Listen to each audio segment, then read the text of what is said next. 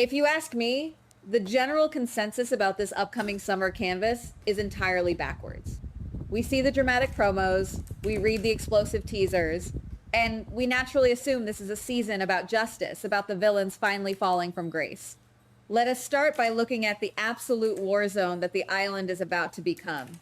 Jocelyn is finding herself thrust into the absolute epicenter of the battle against Ross. There is a very real, tangible possibility that she might be the one to finally end his reign of terror. But this is where it gets incredibly interesting. By stepping up and taking down Ross, Jocelyn inadvertently paints a massive glowing target on her own back, drawing the lethal attention of the mysterious syndicate leader known only as Z. This terrifying development forces Carly into a desperate corner. We all know Carly. When her children are threatened, she does not just fight back, she burns the entire world to the ground. Carly is fiercely determined to rescue Jocelyn from this dangerous organization, but in doing so, she is also meticulously plotting her own ruthless revenge against Jack. She is playing a game of multi-dimensional chess, and the stakes have literally never been higher. Speaking of Jack, his dynamic with Nina is shifting in ways that are both surprising and entirely logical. They are growing significantly closer, and there are undeniable electric sparks of a genuine romantic connection developing between them. They both understand what it means to be outsiders looking in. But Jack is playing a remarkably dangerous game. He is holding on to explosive, life-ruining secrets regarding Drew, and in this town, leverage always comes with a steep, sometimes fatal price.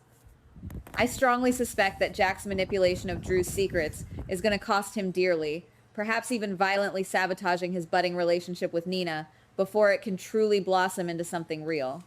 Let us pivot to a dynamic that is truly wild and unexpectedly brilliant, Ethan and Ava. On paper, these two should absolutely not work. They operate in completely different spheres. Yet, they are constantly finding themselves in situations where they must save each other from life-threatening danger, forging an unbreakable bond born out of pure, unadulterated survival.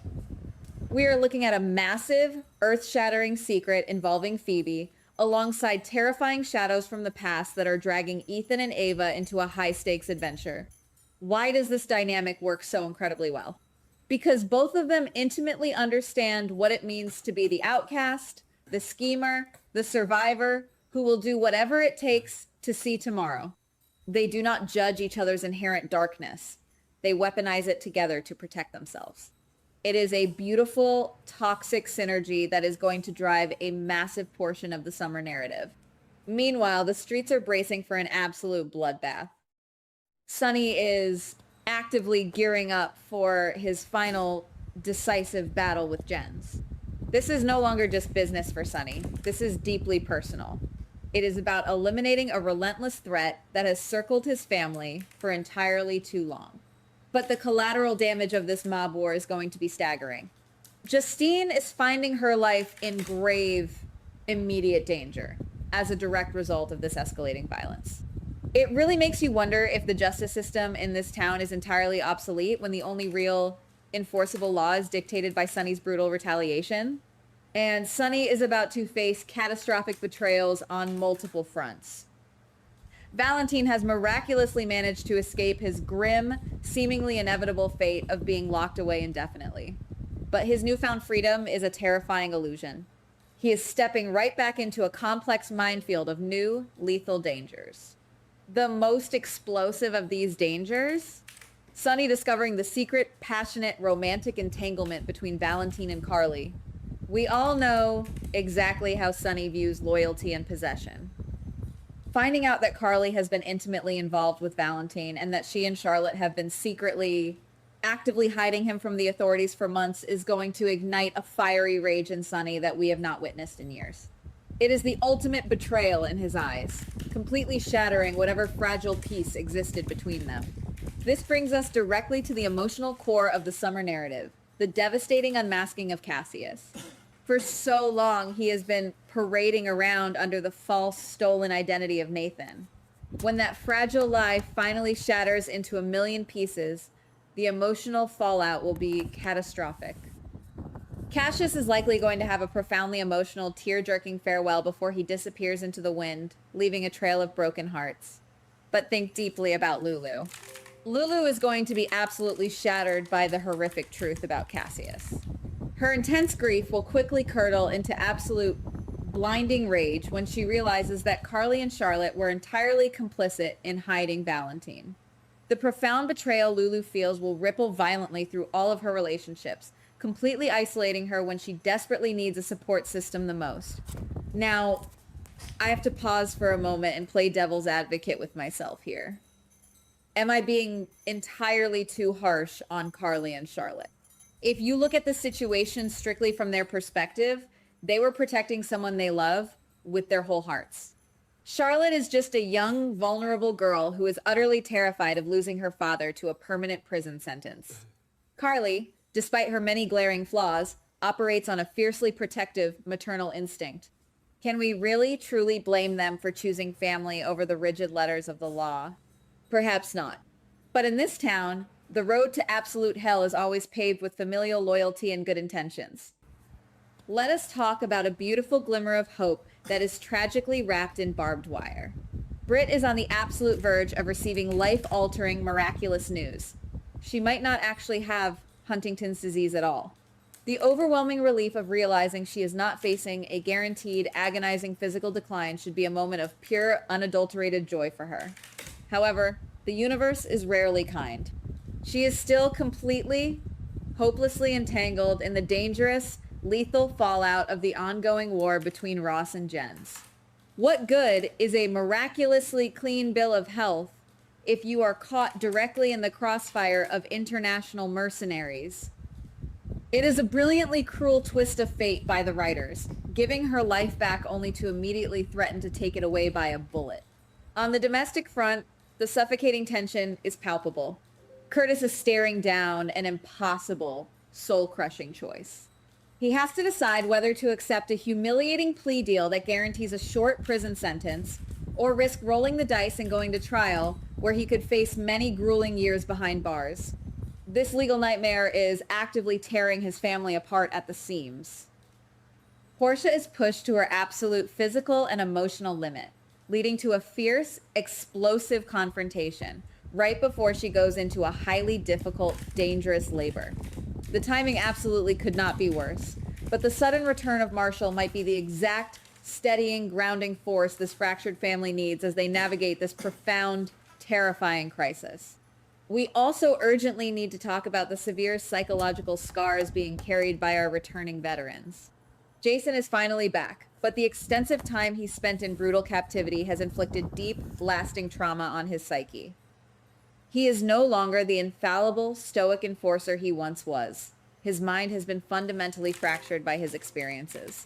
Similarly, Anna is returning home, but her psychological state has been severely altered by the unimaginable horrors she has endured.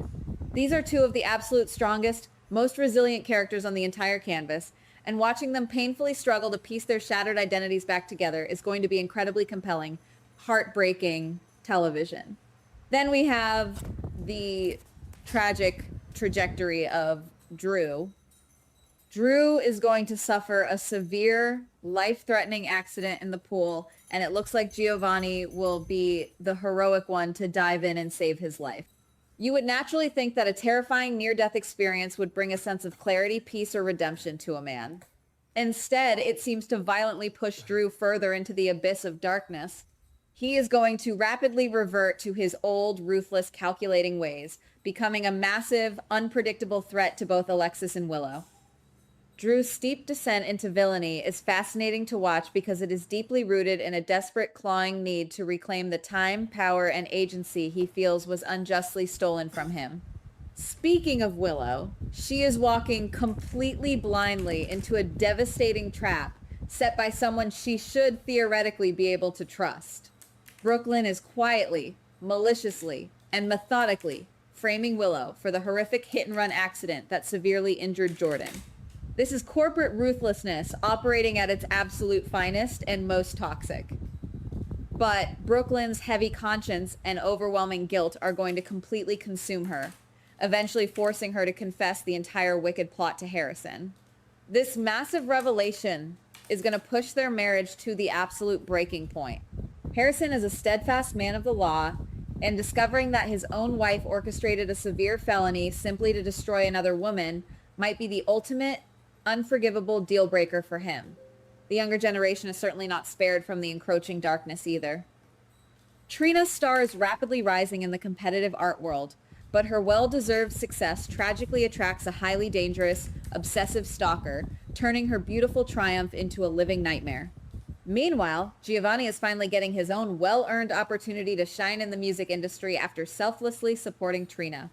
Across the ocean, Laura is visiting Kevin and Ace in Ireland.